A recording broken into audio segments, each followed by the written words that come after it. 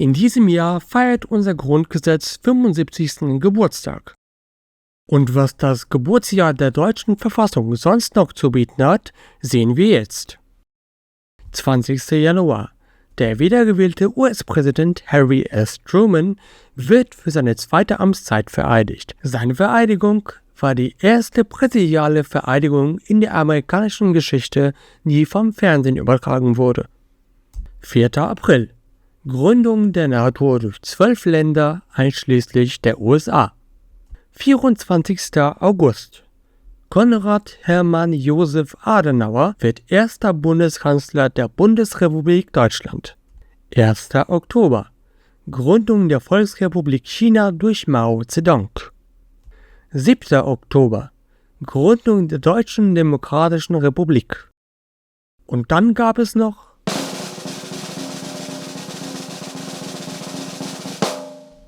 den 31. März. Dieses Datum markiert den Beginn einer Ära zahlloser Rekorde und Siege und begründet den weltweiten Ruhm von Abarth.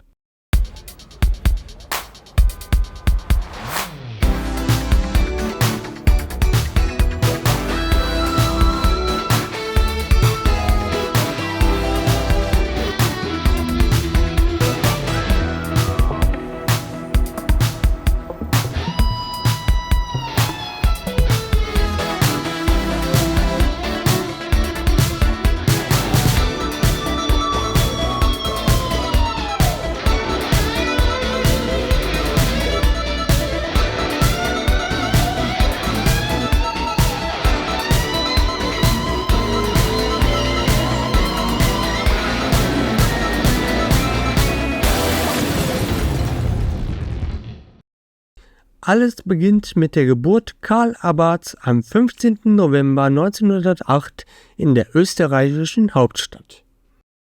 Bereits in jungen Jahren interessiert er sich für Motorräder und nimmt im Alter von 18 Jahren eine Stelle bei der italienischen Karosseriebaufirma Castagna & C an.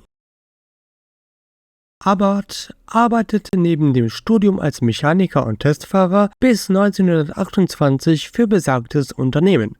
Später beginnt Abarth, unfallbedingt, seine Rennfahrerkarriere an den Nagel hängend, mit der Konzipierung eines Designs für ein Motorrad mit Beiwagen.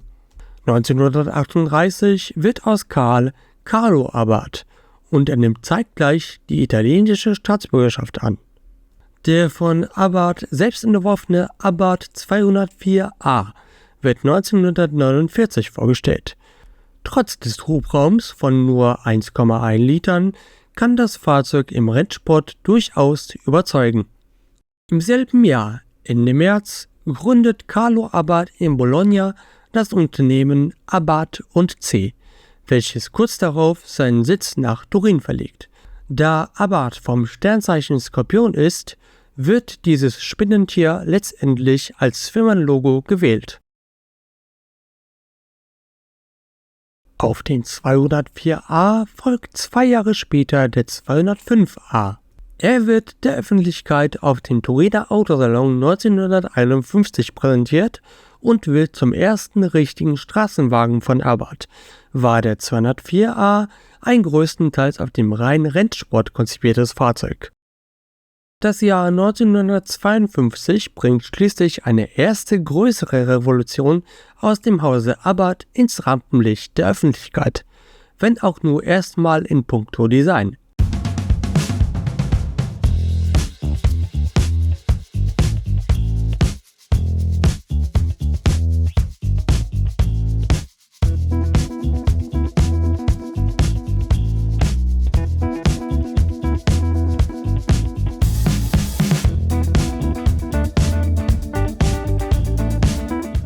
Den Abarth 1500 Biposto Bertone BAT1, wobei das Kürzel für Berlinetta Aerodinamica Tecnica steht. Nach Fortschritten im Flugzeugbau während des Zweiten Weltkrieges wendet man aerodynamische Erkenntnisse auch im Automobilbereich an. Bertones BAT-Serie aus den 50er Jahren ist ein Inbegriff, wenn nicht sogar der Inbegriff dieser neuen Ideologie. Die wohl berühmtesten Vertreter dieser Serie sind der BAT 5, 7 und 9. Jedoch ihr gemeinsamer Vorgänger ist der Abarth 1500 Biposto, vorgestellt im Jahre 1952 auf dem Turiner Autosalon. Der später nur BAT1 genannte Wagen basiert im Gegensatz zu den späteren Modellen, die auf Alfa Romeos basieren, auf einem Fiat.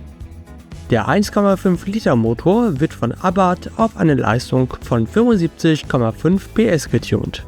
Hauptmerkmal dieses Autos ist natürlich sein Design.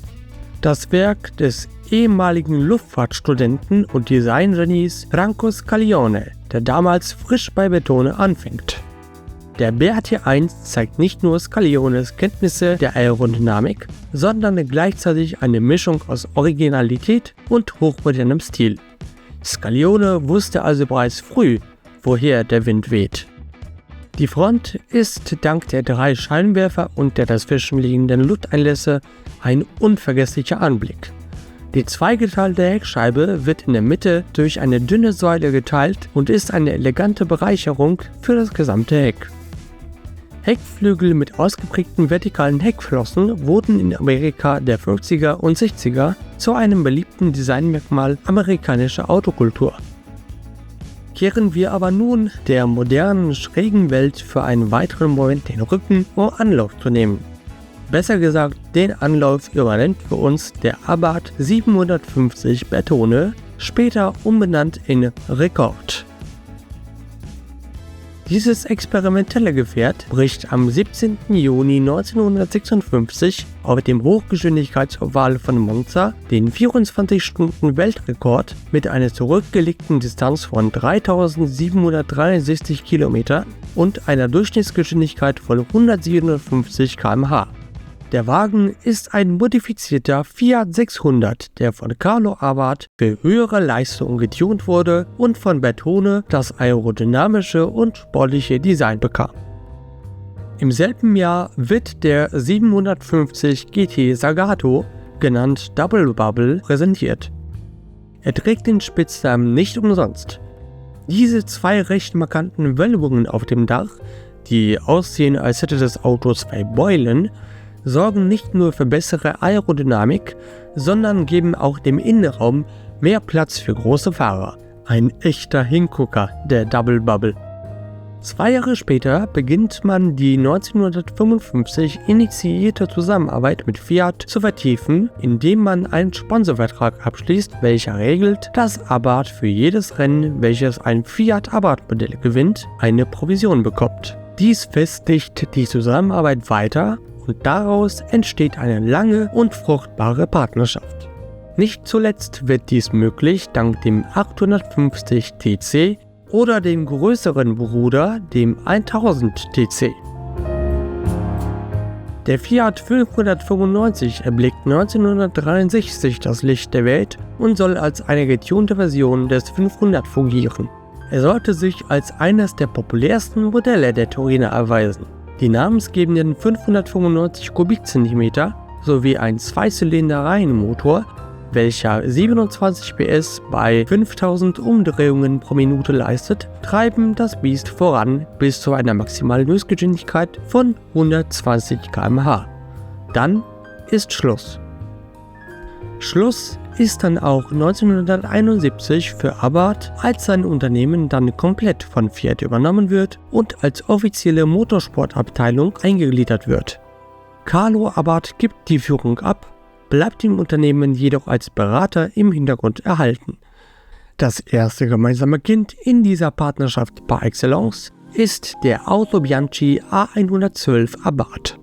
Ein Fahrzeug, welches oftmals als erster Kompaktsportwagen angesehen wird.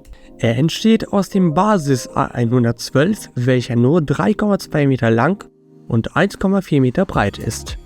Der Prototyp nutzt eine stark modifizierte Version des Basis-Vierzylinder OHV-Motors mit 903 Kubik, für die der Hubraum auf 982 Kubik vergrößert wird, um 108 PS zu erzeugen. So erreicht der Prototyp eine maximale Höchstgeschwindigkeit von 208 km/h. Das Serienmodell erhält denselben Motor, welcher für optimale Nutzbarkeit jetzt zwar nur 58 PS erzeugt, was jedoch gegenüber dem Basismotor des Basismodells immer noch einer Steigerung von 20% entspricht. Die Italiener nehmen in den Folgejahren weitere Verbesserungen an den sportlichen Leistungen des Flitzers vor. So zum Beispiel 1975, als der Hubraum ein weiteres Mal vergrößert wird auf nun 1050 Kubikzentimeter, oder 1979, als das Getriebe um einen 5. Gang erweitert wird. 1972 wird dann der Fiat Abarth 124 Rally vorgestellt. Das erste reine Wettbewerbsmodell von Abarth nach der Übernahme der Torina. Dieser Wagen ist nicht nur ein technisches Meisterwerk, sondern hat auch eine beeindruckende Erfolgsbilanz vorzuweisen. Anfang der 70er erzielt der Fiat Abarth 124 Rally zahlreiche Siege in der Europameisterschaft der Rallye-Fahrzeuge. Besonders erwähnenswert sind seine beeindruckenden Leistungen bei der legendären Rallye Monte Carlo sowie die vielen nationalen Meistertitel, die er in verschiedenen europäischen Ländern gewinnen kann. 1974, 75 und 76. Diese Jahre sind prägend für einen ebenfalls sehr erfolgreichen Hersteller, welcher sich ebenfalls an Rennen abseits des Asphalts versucht.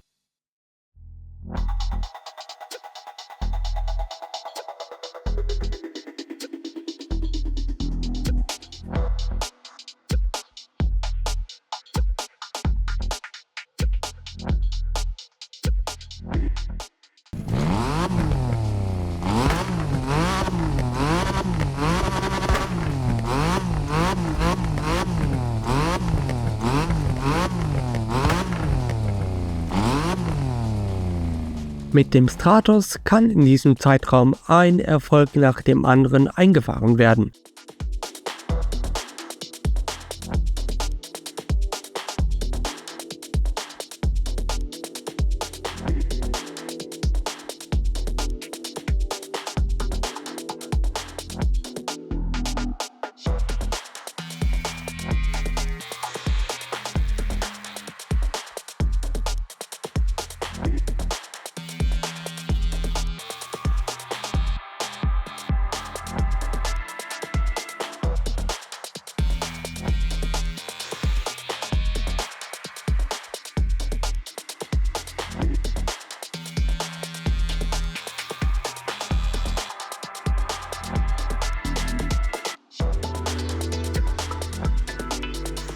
Und diese Glückssträhne könnte sich ewig weiterziehen, wäre er nicht gewesen.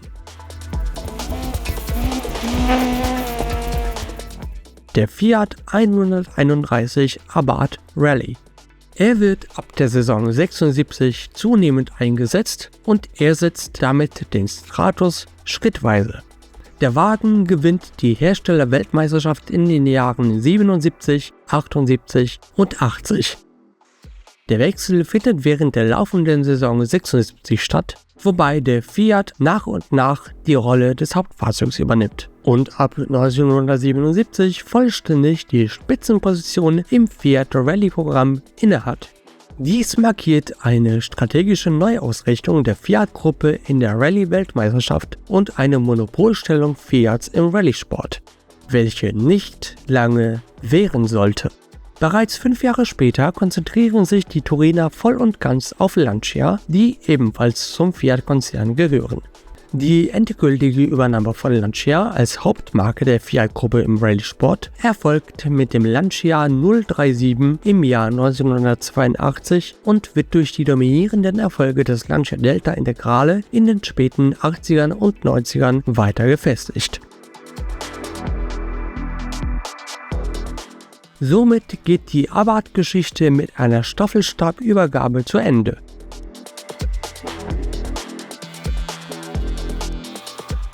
Könnte man meinen.